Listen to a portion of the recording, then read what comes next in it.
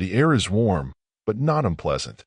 A slow breeze moves through a courtyard lined with columns, their stone faces worn smooth by time and sand. You're somewhere in ancient Thebes, or at least something resembling it. The streets are wide, dusty, and littered with the quiet echo of sandals slapping limestone. It's early evening. The light is bronze, the kind that makes everything from the temple walls to the palms look like they've been dipped in honey. You walk slowly, with that dreamy pace of someone who isn't in a rush to do anything, and truthfully, neither are the Egyptians. Nothing here really operates on urgency, except maybe the Nile, and even it flows with a kind of dignified laziness. You pass by a group of musicians idly plucking strings and rattling sistrums. A man naps in the shadow of a wall, his head propped on a basket. A child skips past you holding a toy shaped like a crocodile. You follow the scent of something sweet in the air. Is it myrrh? Or roasted date cakes? Either way, it's oddly calming. Now, before we get any deeper, let's just be honest. You probably won't make it through this day. That's not an insult. That's a compliment. You're meant to drift off somewhere between the next 20 mentions of oil lamps and ceremonial wood glue. If you do make it to the end, we'll be a little concerned. And proud. Go ahead and subscribe if this sort of sleepy stroll through ancient deodorant strategies is your thing. And leave a comment below with your local time. It's always fun to see if someone in Finland is dozing off at the same moment someone in Argentina is. Now let's ease into tonight's journey. You've been invited to a dinner party. Not by anyone you know, but that doesn't matter. You're clean, you've bathed in lotus-scented water, and you've got on your best linen tunic. It's slightly itchy, but you pretend it's breezy. The servant attending to you balances something odd on your head, a small, waxy cone that smells like wildflower. You've been invited to a dinner party. Not by anyone you know, but that doesn't matter. You're clean, you've bathed in lotus-scented water, and you've got on your best linen tunic. It's slightly itchy, but you pretend it's breezy. The servant attending to you balances something odd on your head, a small, waxy cone that smells like wildflowers and citrus. You blink upward, trying to look at it, but all you see is sky. Welcome to the perfumed cone experience. Yes, this is real. In ancient Egypt, particularly during the New Kingdom period, dinner guests were sometimes adorned with scented wax cones placed directly atop their wigs or hair. The idea was that as the evening wore on and the room grew warm, the wax would slowly melt, releasing fragrant oils that made everyone smell a little less like the Nile at low tide. Historians are still debating whether these cones were used by all classes or just the elite.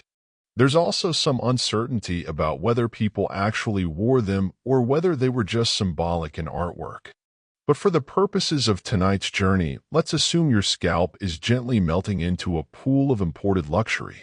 You step through the doorway into a low-lit room with cushions on the floor and plates of figs and grilled goose already set out.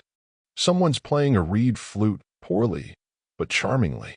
The host welcomes you with a nod, barely acknowledging the cone slowly seeping into your scalp. Nobody minds. It's fashion. Across the room, a woman adjusts her braided wig. A drop of oil glistens at her temple. She's pretending not to notice. You're both pretending everything is normal. Fun fact of the evening: the cones were made from animal fat mixed with fragrance, often myrrh or frankincense. It's essentially the world's first aromatherapy candle on your head. Slightly less romantic when you realize it's literally melting lard. But who's counting? You nibble on something sweet, honey-drenched dates or maybe lotus paste, and stretch your legs. The cone on your head drips in sync with the fading music. The scent makes your eyelids heavier. This dinner might not have Wi-Fi, but it does have ambience. Later in the evening, you step out into the garden. Or maybe it's a courtyard. There's a small reflecting pool at the center, filled with dark water and floating lotus blossoms. Frogs croak somewhere in the reeds. You take a seat near a pillar, careful not to tilt your head. The cone is still doing its slow, fragrant descent. You wonder if it's supposed to slide like that. Probably. Nobody seems panicked. A boy passes with a jar of wine, offering you a refill. You raise the cup and take a polite sip. It tastes like raisins and sunburn. Historically accurate. Someone nearby is recounting the story of a temple renovation. It involves bricks, taxation, and something about a priest who definitely didn't skim off the donation box. You don't catch every detail. You're too busy watching the oil from your head drip gently onto your shoulder. The woman across the pool sneezes, a tiny, elegant puff. She fans herself with a palm frond. Her cone has left a glistening trail behind her ear. She doesn't mind. In fact, she seems pleased. You make a mental note. Wax cones are confidence boosters. The perfumed cone had more than one purpose. Aside from providing personal fragrance, it acted as a kind of status symbol. Having scented fat melt on your head meant you could afford luxury and didn't mind smelling like incense and duck fat for half a night. Historians still debate whether this was considered truly practical or just a ceremonial formality depicted in tomb paintings.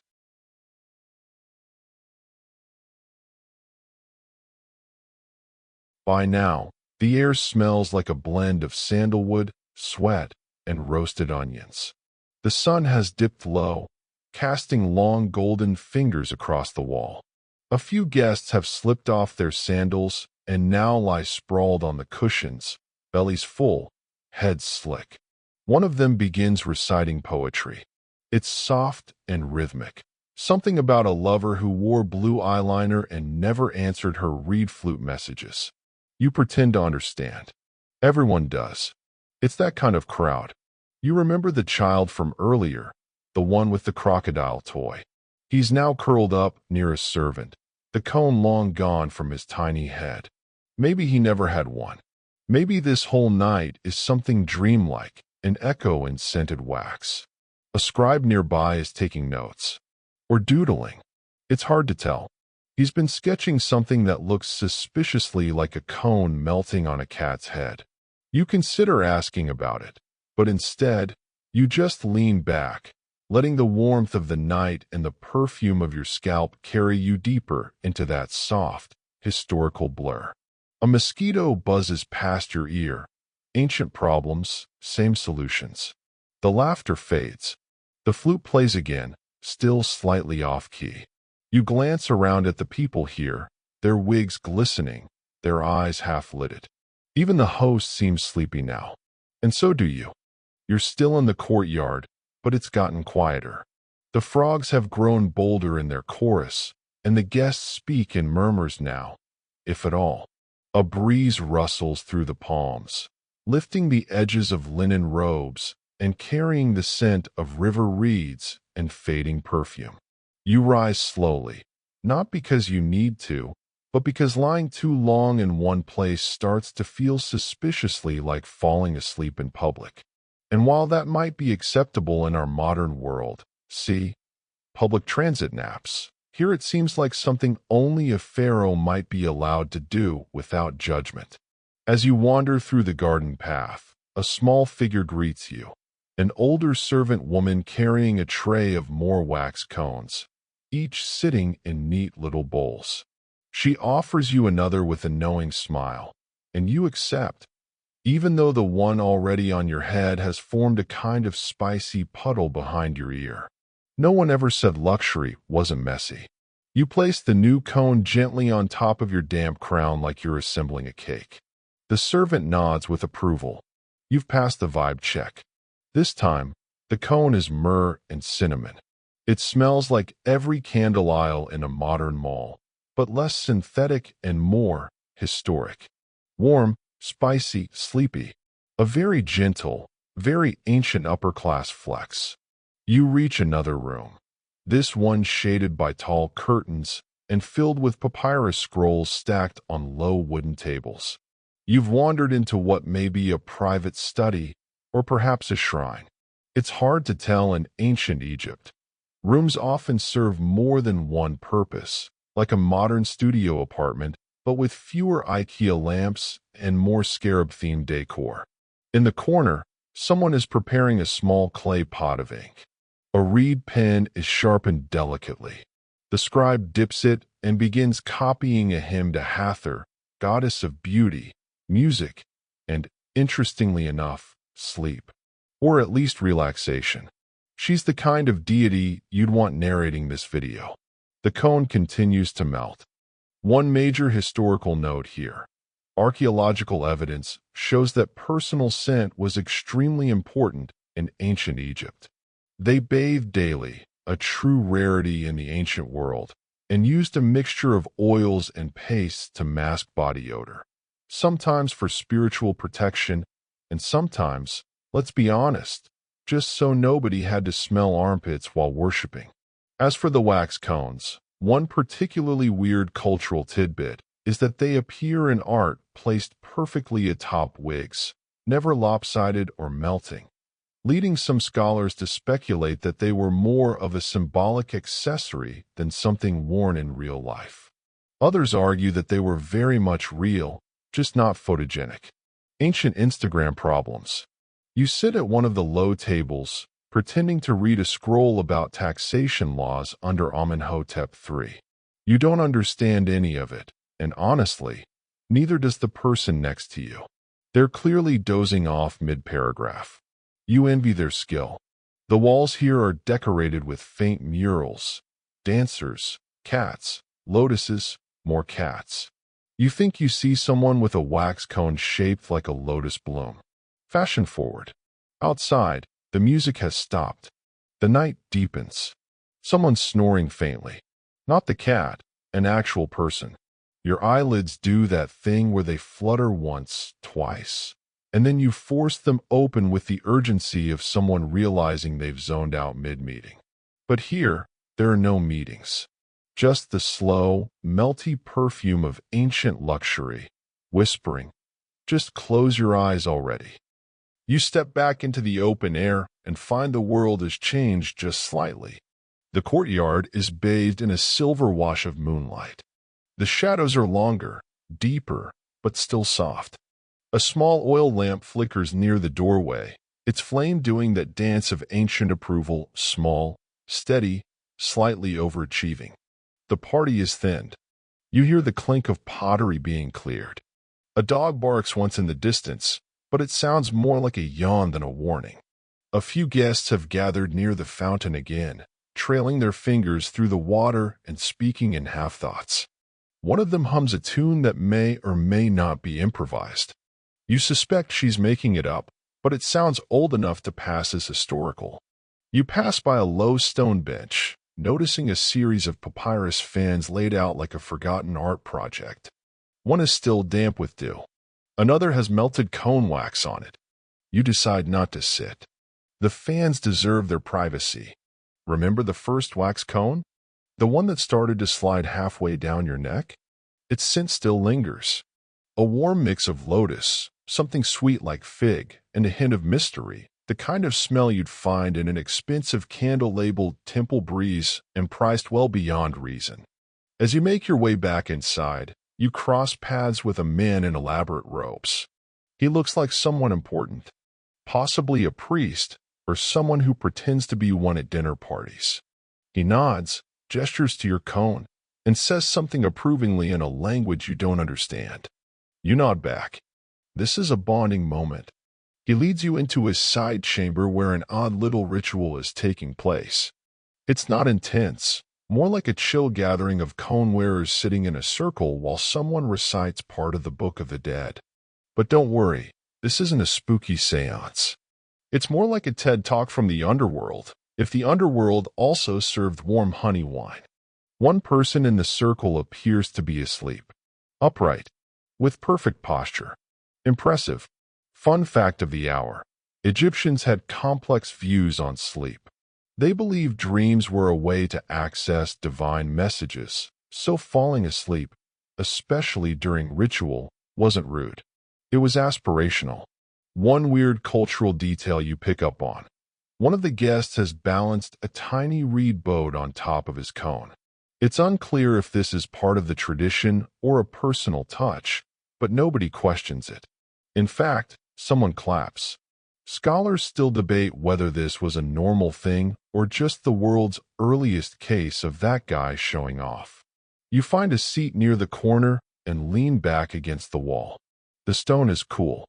The scent of warm wax continues to melt around you like invisible fog.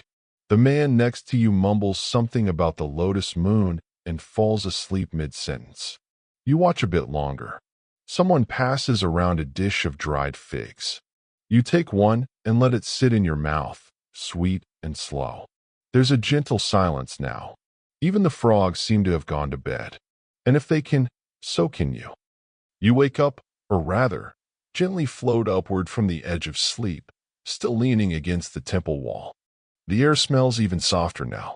Wax, dust, and that indescribable aroma of ancient things that haven't moved in a few centuries. The room is quieter than before, filled with the hushed breathing of fellow guests reclining in elegantly lazy angles. You shift slightly. Your new cone is only half melted, its pleasant perfume still drifting off your scalp like a private incense offering. You feel like a candle. A very expensive, sleepy candle. From the doorway, another servant enters carrying a tray of cool wet cloths and tiny ceramic cups filled with something dark, a kind of herbal drink made from dates, maybe, or fermented tamarind. You take one. It's sweet and earthy, like someone tried to turn bedtime tea into a sacrament. The priestly figure from earlier is still nearby. Now he's explaining something about the stars, how their nightly movements reflect the souls of ancient gods.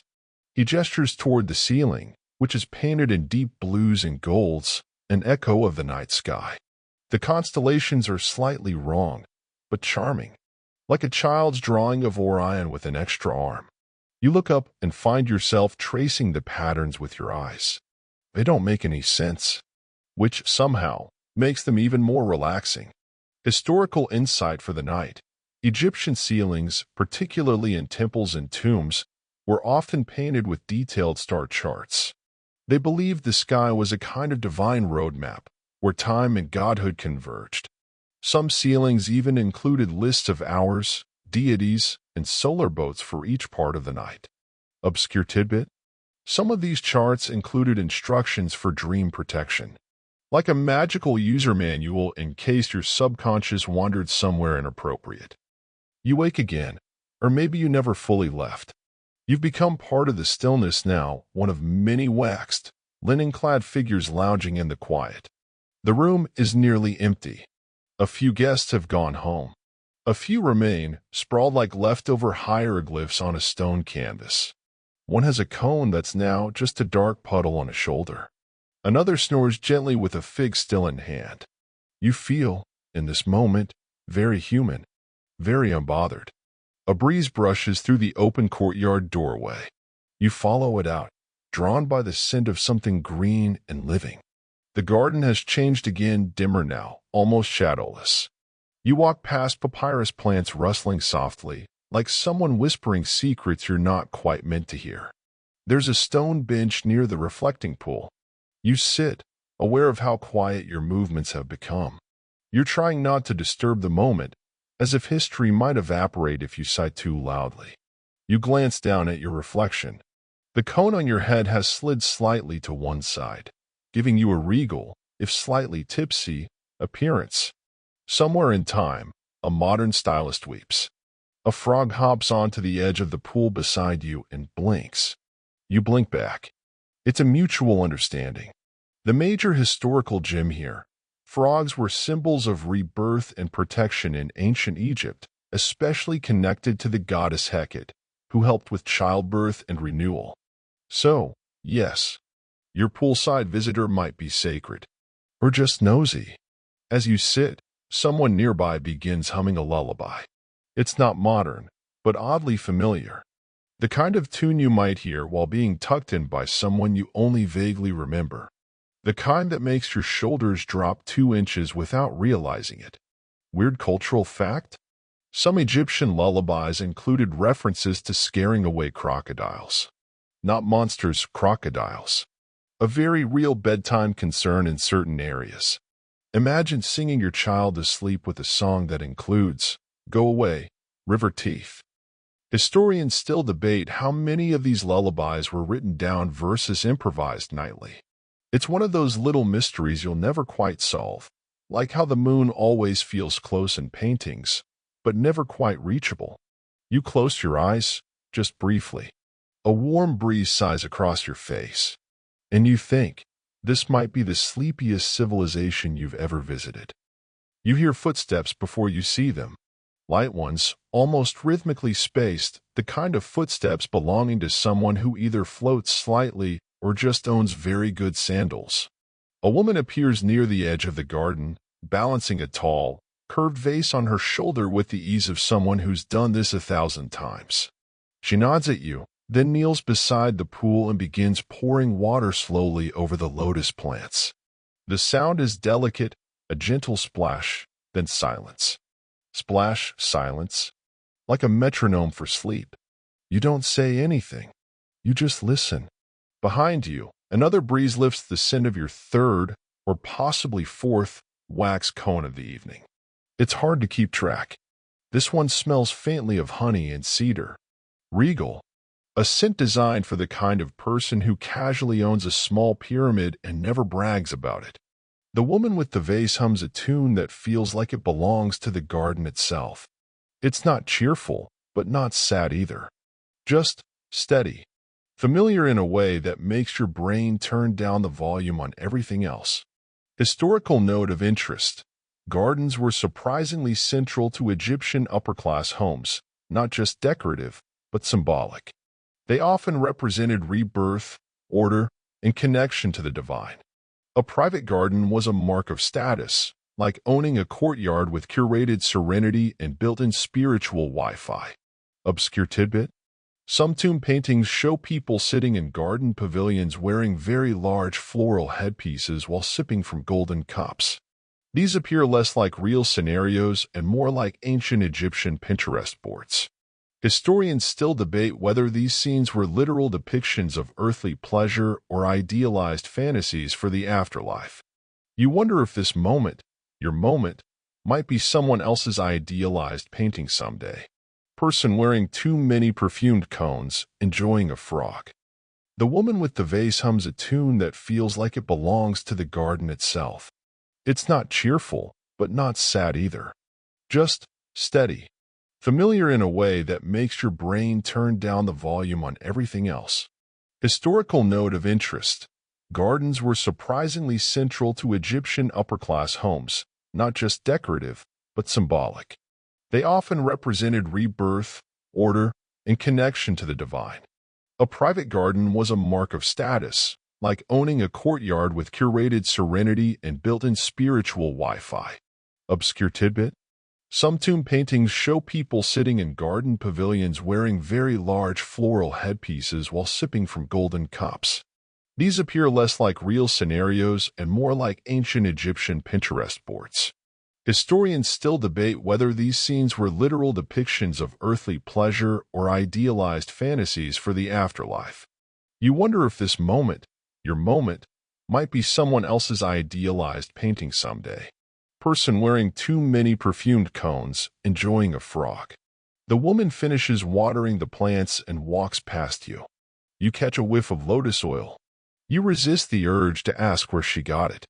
She disappears into the house again, leaving only the silence of hydrated lilies in her wake. You notice a small clay amulet resting near the bench. It's shaped like a tiny hippo, the sacred kind, not the grumpy kind. You reach down and hold it for a moment, feeling the warmth of the stone. It buzzes lightly in your hand. Not with magic, just with oldness. Inside again, this time in a narrow hallway lit by oil lamps. The walls here are painted with scenes you can barely make out. People farming, harvesting papyrus, offering gifts to seated gods with elaborate headdresses, and no time for nonsense. You trail your fingers along the wall as you walk, as though you're tracing their stories into your skin. The wax on your head drips again, slower now, thicker, like warm honey sliding down a polished bowl. You're fairly certain that by now your shoulders smell better than most modern-day perfumes. At the end of the hallway, A doorway opens into what might be a dressing room or a prep chamber of sorts. There are mirrors made of polished bronze, stacks of carefully folded linens, small jars of pigment, and shelves of wigs ranging from modest to wildly architectural. Two attendants nod as you enter, and without speaking, offer you a small bowl of blue pigment and a brush. You understand immediately. It's coal time. You sit in front of the mirror and begin applying it, slowly, carefully. You don't quite know what you're doing, but somehow the lines form as if they've always been there. You blink once, then again. The reflection looks calm, slightly sleepy, gorgeously ridiculous. Fun historical fact. Ancient Egyptians used kohl eyeliner not just for beauty, but for protection.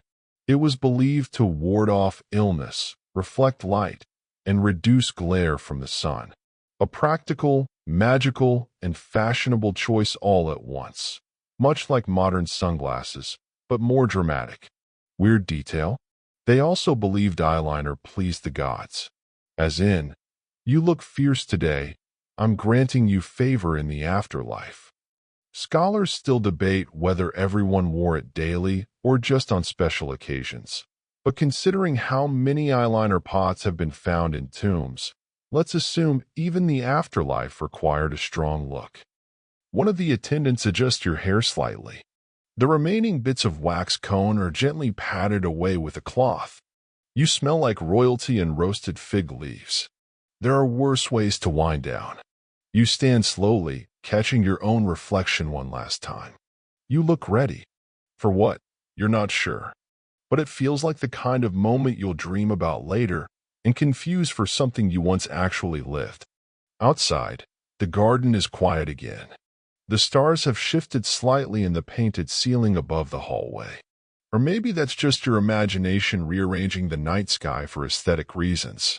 You walk back toward the main chamber, where soft breathing and flickering oil lights blur the edges of time. You find yourself in a different room now. You're not sure how you got here, but that's all right. This one is round, with a high, domed ceiling and walls that curve gently inward like a warm embrace. Everything glows gold, not from actual gold, but from the way the light bounces off the sandstone and the soft-colored fabrics that drape the pillars like lazy ghosts. You walk in slowly, barefoot now. Your sandals have disappeared somewhere along the journey. You don't miss them. The floor is cool beneath your feet, smooth, swept, and faintly dusted with crushed herbs. It smells like dried mint and crushed lotus. You breathe it in without thinking. In the center of the room, a shallow copper basin bubbles gently. Steam rises from it, carrying the scent of whatever medicinal concoction someone's brewed. A man in a thin white robe leans over the basin, dropping in small bundles wrapped in papyrus. They hiss as they hit the water, like snakes being politely dismissed. The man nods at you and gestures for you to sit on the low stone bench beside him. You do. He says nothing. You say nothing. The bubbling says enough. Tonight's major historical detail. The Egyptians were early pioneers of herbal medicine and steam therapy. They used baths and fumigation not only for hygiene, but for healing, both physical and spiritual. Rooms like this one might have served multiple purposes, a place to cleanse, meditate, or prepare for ceremony. Or, as you're currently demonstrating, a place to sit very quietly and smell like time. An odd tidbit. Some priests believe that steam carried prayers upward faster, like express mail for the divine. So yes, if you sneeze in here, it might reach the afterlife before you do. Historians still debate how common these steam rituals were outside of temple life, or whether they were mainly reserved for initiates and high-ranking officials. But you're honorary tonight. The steam wraps around your face like a silk scarf. You feel it seep into your hair, your skin, even your thoughts. Your eyes flutter closed, but not all the way. Just enough to let the edges blur. Somewhere, a drum beats once, a deep, slow thump like a heartbeat. Then silence. Then again, thump. You feel your own breathing slow to match it. The man beside you closes his eyes. You're not just relaxing now. You're unraveling slowly, gently, like a scroll being unrolled in the dark. The sound of the drum fades as you leave the room, or maybe it follows you. It's hard to tell now. Time has gotten very soft around the edges. You're walking through another corridor, this one lined with woven wall hangings that flutter ever so slightly, as if moved by invisible hands. The patterns depict familiar scenes now: boats on the Nile, families beneath date palms, children chasing birds with baskets on their heads. You recognize them not from memory, but from something deeper, the way you remember the shape of a lullaby without knowing the words. You pause in front of one tapestry that shows a woman combing her hair while a servant balances something, you guessed it, a wax cone atop her wig. The cone looks exaggerated, cartoonishly large. The woman looks entirely unbothered. You smile. You've lived it now. You get it. Then, something unexpected, a soft meow behind you. You turn to see a cat sitting in the center of the hallway, tail curled neatly, eyes half closed. It blinks at you once, then trots ahead, looking back occasionally to make sure you're following. And of course, you do. The cat leads you to a small chamber, round again, but cozier than the last. Pillows are arranged on the floor in no particular order, as if they've recently been sat on and forgotten. A low table holds a few scrolls, a bowl of dried flowers, and a jar of what looks like honey. Everything in this room feels slightly warm, like it was waiting for you. The cat hops onto one of the cushions and immediately falls asleep. You sit across from it, mirroring its position without realizing. You both look equally dignified, equally ready for a nap. Tonight's featured historical gem: cats in ancient Egypt weren't just pets, they were sacred. Linked to the goddess Badet, they symbolized protection, fertility, and grace. Killing a cat, even accidentally, was considered a serious offense. Basically, they were ancient VIPs with whiskers. Weird fact? Some families had their cats mummified and buried with them, not out of morbid obsession, but because they believed the cats would serve as spiritual companions in the next life. And yes, some people wore amulets shaped like tiny lounging cats. Catcore is eternal. Historians still debate how much of this was religious devotion versus practical admiration for the cat's ability to, well, not be a total disaster in the house. Either way, the reverence is real. You lean back onto the pillow, stretching your arms and letting them fall like you're sinking into a warm loaf of bread. Your whole body exhales. The room goes quiet. The cat breathes slowly. So do you. And in that moment, with the scent of wax and flowers hanging in the air, you understand something very important. It was never really about the cones. It was about slowing down, smelling something sweet, sitting in the presence of a creature that demands naps and gets them. You close your eyes and listen to the past purring. You wake to the sound of footsteps again, but slower this time. Softer. The kind of footsteps made by someone wearing dignity like a garment. You lift your head just enough to see a figure entering the room. An elderly woman, dressed in layers of linen so thin they seem woven from smoke. Her hair is braided back tightly, and a necklace of blue beads swings lightly against her chest. She doesn't look surprised to see you lounging next to her sleeping cat. If anything, she seems amused. She takes a seat beside you, carefully, like someone who's done this 100 times and never spilled tea once in her life.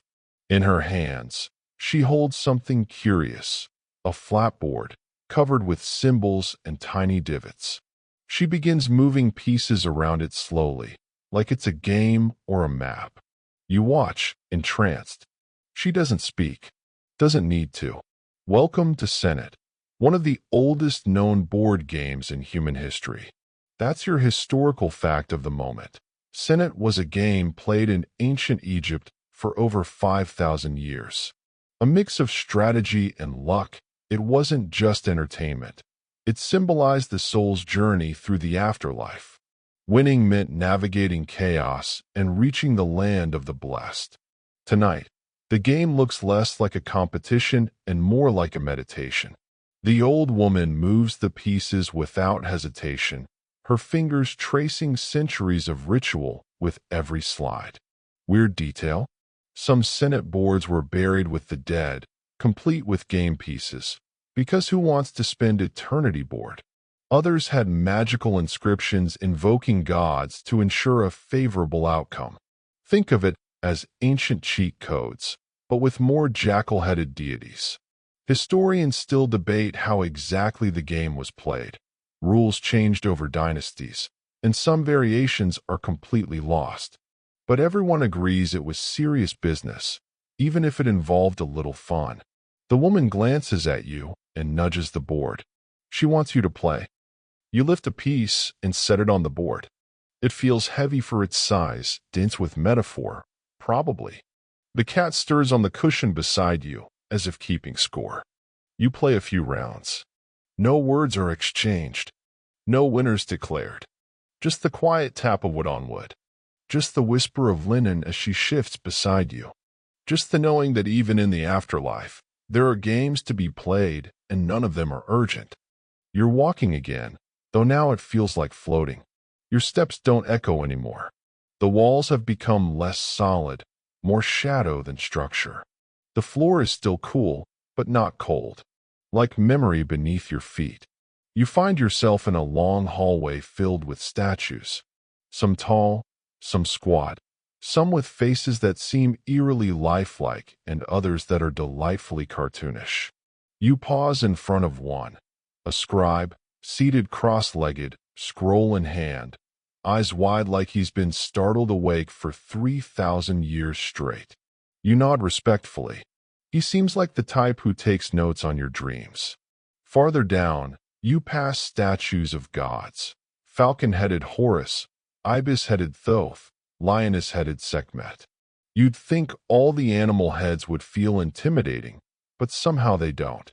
There's a quiet kindness in them, like they've seen everything already and decided not to judge. A nearby incense burner releases a faint wisp of scent. You breathe it in.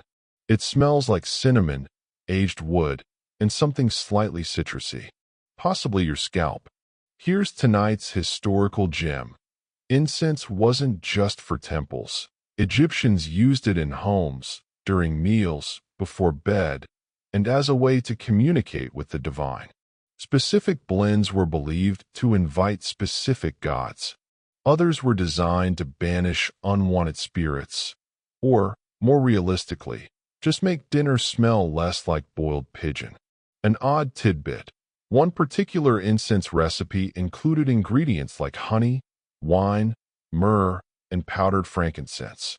It was said to produce a scent most pleasing to both gods and cats. Unclear who approved the formula. Scholars still debate whether certain rituals involving incense were accessible to all, or if the good stuff was reserved for priests and nobility. But in this moment, you've got access and a noseful of history. You stop in front of a small statue of a woman holding a jar. Her eyes are downcast, lips faintly smiling. She looks like she knows something you don't, something peaceful. You bow slightly, just in case she's listening. Behind you, the corridor begins to fade. Not in a dramatic way, more like it's dissolving into the idea of itself. Less structure, more memory. You feel the weight of your eyelids again. Everything is slowing. Even your thoughts are walking like temple guests, barefoot and reverent.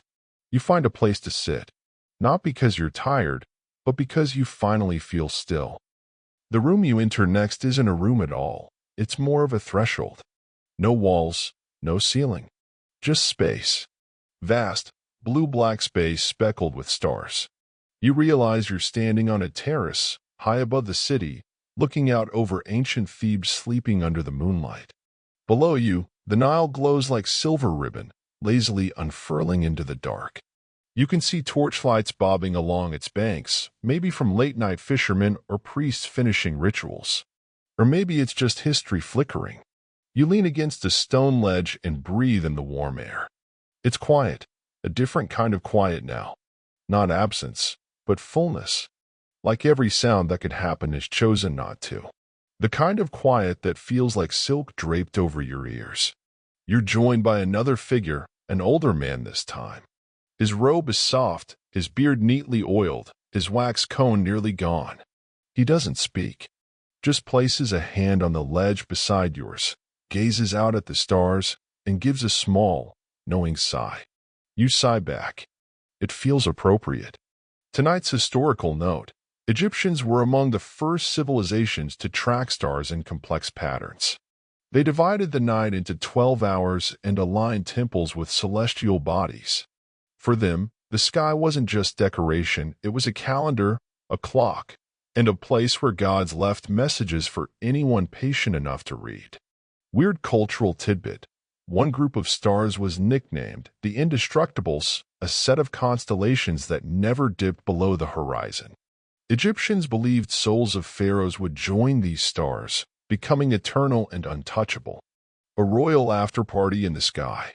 Historians still debate how much of the star lore was religious belief versus clever agricultural planning.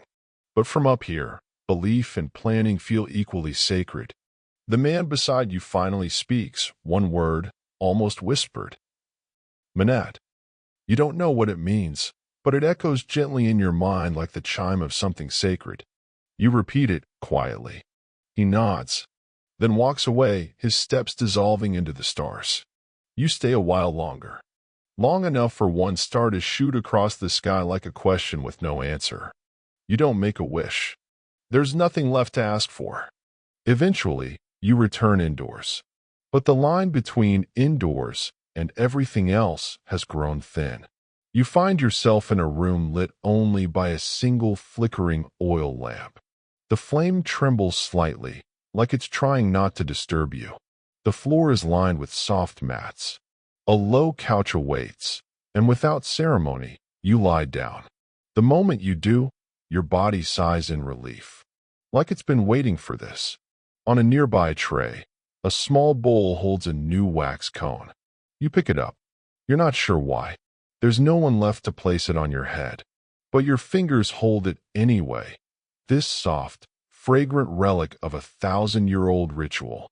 Tonight's historical detail: during certain ceremonies, participants were encouraged to lie still and listen to music while perfumed cones were placed nearby, not always on the head, but close enough to fill the space with scent.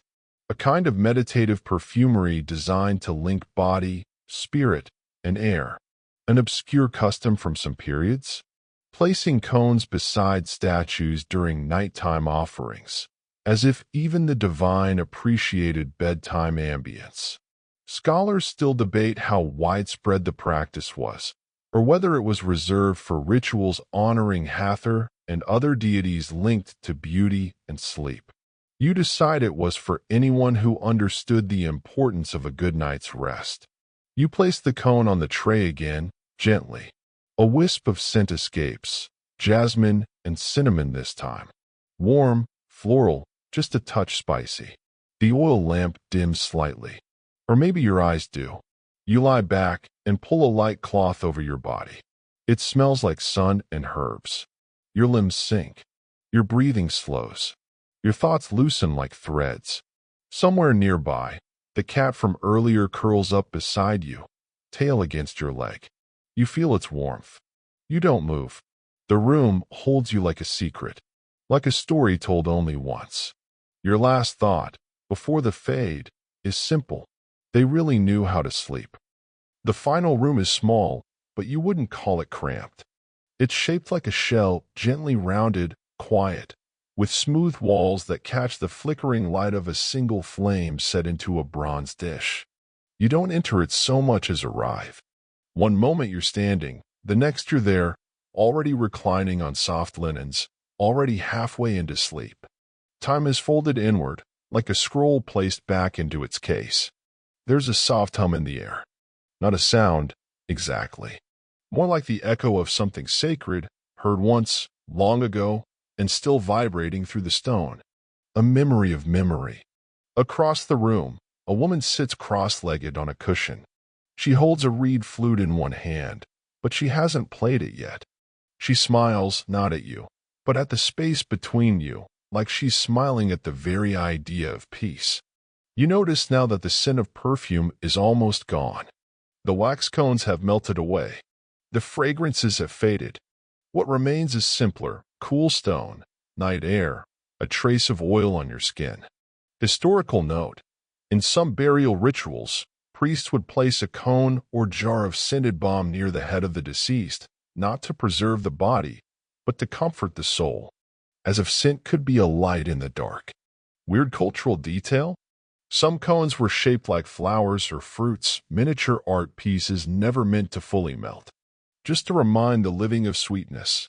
Historians still debate whether these final offerings were symbolic or meant to carry the soul's senses into the afterlife. But here, in this space between story and dream, between history and sleep, the distinction doesn't matter. The woman lifts the flute. She plays one note, and the world pauses to listen.